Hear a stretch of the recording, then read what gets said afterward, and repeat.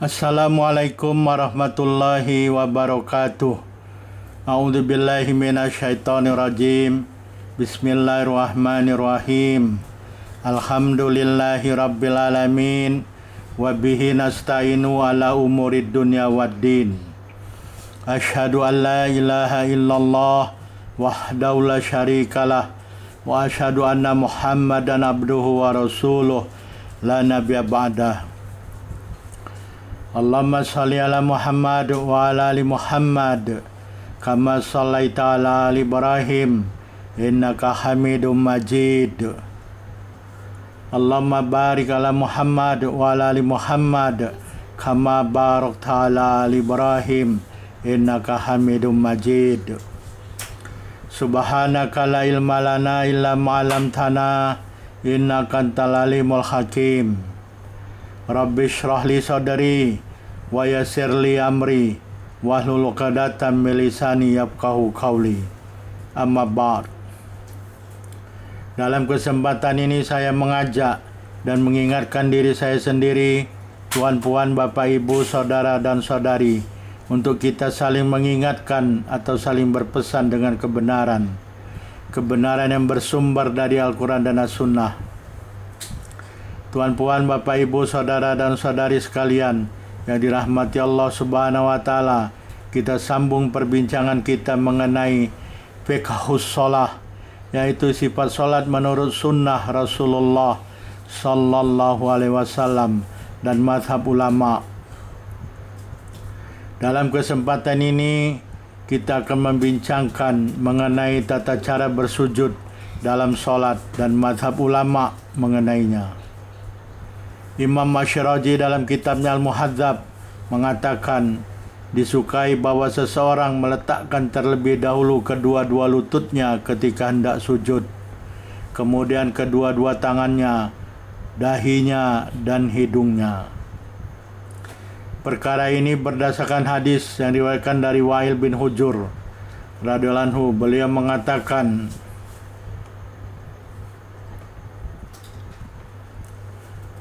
Ra'aitu Rasulullah sallallahu alaihi wasallam idza sajada wada'a rukbatayhi qabla yadayhi wa idza nahada rafa'a yadayhi qabla rukbatayhi.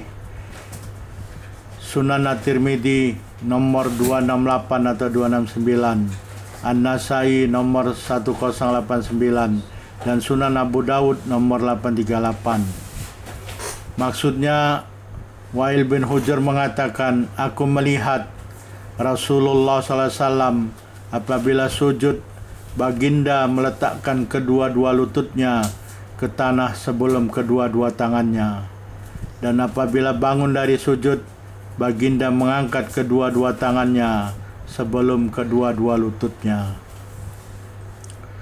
Mengenai hadis yang diriwayatkan dari Wa'il bin Hujur radhiyallahu anhu yang telah disebutkan barusan, At-Tirmidzi mengatakan hadis tersebut adalah hadis hasan gharib dan kebanyakan ahli ilmu beramal dengannya.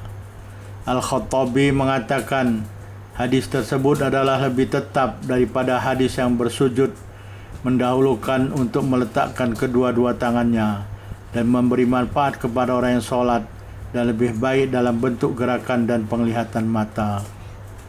Jika seseorang meletakkan kedua-dua tangannya sebelum kedua-dua lututnya, maka perkara yang demikian adalah boleh.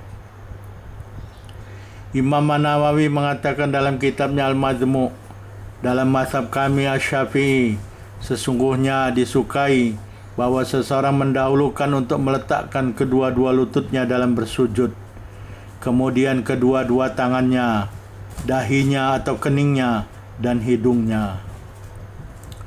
At-Tirmidzi dan Al-Khattabi mengatakan dengan cara tersebut kebanyakan ulama berpendapat. Abu Atib telah menghikayatkannya dari kebanyakan ulama fiqh. Ibnul Mundir telah menghikayatkannya dari Umar bin Al-Khattab, An-Nakhai, Muslim bin Bashar, Sufyan Ats-Tsauri, Ahmad Ishaq, dan kalangan Hanafi. Beliau mengatakan, dengan pendapat ini aku berpendapat. Al-Auza'i dan Malik mengatakan kedua-dua tangan didahulukan daripada kedua-dua lutut. Pendapat ini adalah satu riwayat dari Ahmad. Diriwayatkan dari Malik, sesungguhnya salah satu dari kedua-duanya didahulukan mana-mana yang dikehendaki, dan tidak ada tarjih di antara kedua-duanya. An-Nawawi mengatakan orang-orang yang berpendapat bersujud dengan mendahulukan kedua-dua tangan berhujjah dengan beberapa hadis, dan orang yang berpendapat bersujud dengan mendahulukan kedua-dua lutut berhujjah dengan beberapa hadis. Tidak nyata adanya tarjih salah satu dari kedua-duanya dari sisi as-sunnah. Telah diriwayatkan hadis dari Anas radhiyallahu anhu, beliau mengatakan, Ra'aitu Rasulullah sallallahu alaihi wasallam kabbara wa dzakara hadis wa qala fi sujud sabaqat rukbatahu yadaih. Hadis Ad-Daruqutni jilid 1 nomor 354, Al-Baihaqi jilid 2 nomor 99. Maksudnya, Anas mengatakan, aku melihat Rasulullah SAW bertakbir, dan Anas SAW menyebutkan hadis dan mengatakan tentang sujud Rasulullah Sallallahu Alaihi Wasallam, kedua-dua lutut baginda mendahului kedua-dua tangannya. Jadi baginda berdasarkan hadis Anas meletakkan kedua-dua lutut mendahului kedua-dua tangannya. Al-Baihaqi telah menunjukkan kepada pendhaifan hadis ini. Hadis yang lain telah diriwayatkan hadis dari Abu Hurairah radhiyallahu anhu. Beliau mengatakan Rasulullah SAW bersabda,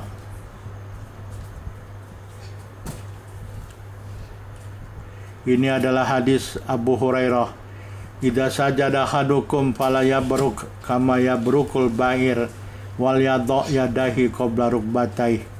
Sunan Abu Dawud 840, Sunan An-Nasai 1091. Maksudnya, Rasulullah bersabda, apabila seseorang di antara kamu bersujud, maka janganlah dia meletakkan kedua-dua lututnya seperti unta berlutut, dan hendaklah dia meletakkan kedua-dua tangannya ke tempat sujud sebelum kedua-dua lututnya. Abu Dawud tidak mendhaifkannya. Ini adalah hadis tata cara kedua bersujud dengan mendahulukan kedua-dua tangannya sebelum kedua-dua lututnya. Sedangkan yang tadi hadis At-Tirmidzi mendahulukan kedua-dua lututnya daripada kedua-dua tangannya. Telah diriwayatkan hadis dari Abdullah bin Said Al-Mikbari dari kakeknya atau datuknya dari Abu Hurairah radhiyallahu anhu dari Nabi sallallahu alaihi wasallam, idza sajada ahadukum falyabda bi rukbatayhi qabla yadayhi wa la yabruk burukal jamal. Hadis Al-Baihaqi jilid 2 nomor 100. Maksudnya, apabila seseorang di antara kamu bersujud, maka hendaklah dia memulai dengan kedua-dua lututnya sebelum kedua-dua tangannya, dan janganlah dia berlutut dengan berlututnya unta. Al-Baihaqi mendhaifkan hadis ini. Abdullah bin Said mengatakan hadis ini adalah dhaif. Unta berlutut dengan kaki depannya dulu, baru kaki belakang. Telah diriwayatkan hadis dari Sa'ad bin Abi Waqqas radhiyallahu anhu, beliau mengatakan, kunna nadau rukbatain qoblal yadain.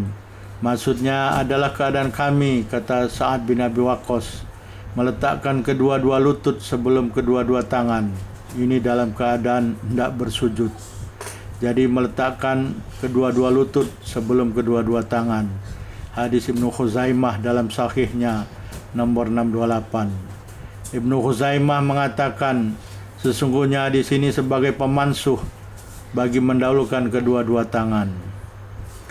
Imam An-Nawawi mengatakan, seperti ini mazhab kami. Asy-Syafi'i mengambil sandarannya, akan tetapi tidak ada hujjah dalam hadis Ibnu Khuzaimah ini, karena sungguhnya ia adalah dhaif. Al-Baihaqi dan selainnya telah menjelaskan dhaifnya. Ia dari riwayat Yahya bin Salmah bin Kahil. Beliau adalah dhaif dengan kesepakatan ulama penghafal hadis. Abu Hatim mengatakan ia adalah hadis mungkar. Al-Bukhari mengatakan dalam hadisnya ada beberapa yang mungkar. Selanjutnya, Imam Syafi'i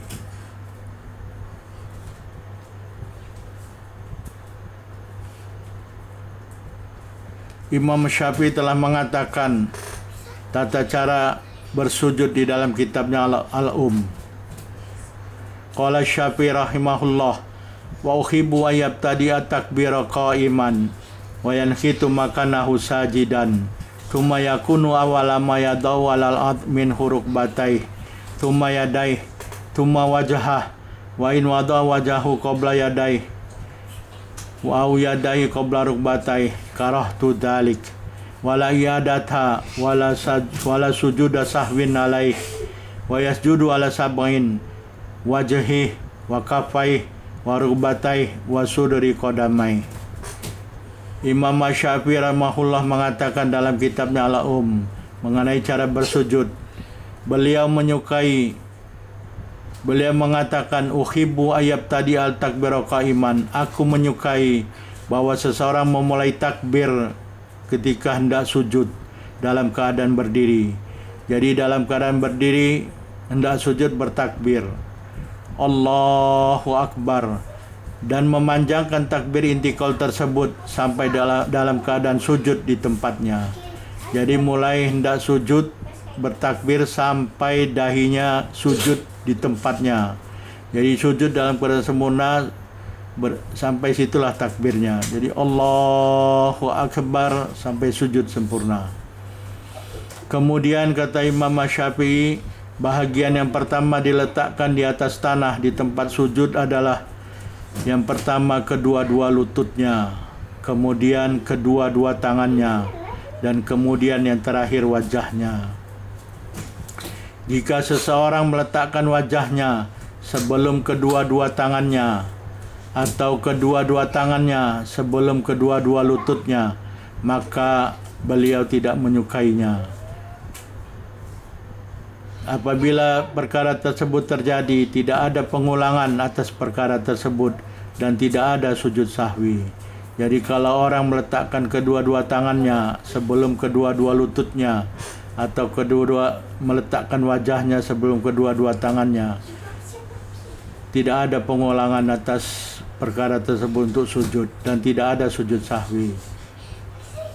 Dan seseorang sujud di atas 7, yaitu yang pertama wajahnya, kemudian dua telapak tangannya, kedua-dua lututnya, dan bahagian telapak jari-jari kedua-dua kakinya. Jadi yang pertama wajah, kedua-dua telapak tangan, jadi tiga yang, kemudian kedua-dua lutut 5, dan telapak jari-jari kedua-dua kakinya 7. Jadi ada 7 anggota sujud. Abu Hamid mengatakan dalam ta'liknya, kening dan hidung adalah seperti satu bahagian. Boleh didahulukan yang mana-mana yang dikehendaki. Berdasarkan hadis-hadis yang telah disebutkan dan pendapat-pendapat ulama yang juga telah disebutkan, maka ada 2 tata cara bersujud, yaitu yang pertama, seseorang mendahulukan untuk meletakkan kedua-dua lututnya ke tanah dalam bersujud, kemudian kedua-dua tangannya, dahinya atau keningnya, dan hidungnya. Ini adalah pendapat yang pertama, dan kebanyakan ulama Syafi'i berpendapat dengan ini, dan dalilnya tadi adalah hadis At-Tirmidzi. Tata cara seperti ini mendahulukan untuk meletakkan kedua-dua lutut ke tanah sebelum kedua-dua tangannya adalah baik atau layak untuk orang-orang yang lututnya tidak ada masalah atau lututnya tidak sakit, maka dia boleh membuat sujud seperti ini. Tata cara yang kedua adalah seseorang mendahulukan untuk meletakkan kedua-dua tangannya ke tanah dalam bersujud, kemudian kedua-dua lututnya, dahinya, dan hidungnya. Tata cara ini adalah baik atau layak untuk orang-orang yang lututnya ada masalah atau sakit, sehingga mereka mendahulukan kedua-dua tangannya untuk diletakkan ke tempat sujud. Dan dalilnya adalah hadis Abu Hurairah yang telah disebutkan tadi. Tuan-puan, Bapak, Ibu, saudara dan saudari sekalian yang dirahmati Allah Subhanahu wa taala, terima kasih telah menonton video ini. Fastabiqul khairat, berlomba-lombalah dan bersegeralah dalam berbuat kebaikan. Begitu juga dalam mencegah, menghalang dan menghentikan kemungkaran dan kemaksiatan. Subhanakallahumma wa bihamdika asyhadu an la ilaha illa anta wa astaghfiruka wa atubu ilaik. Wabillahi taufiq wal hidayah. Wassalamualaikum warahmatullahi wabarakatuh.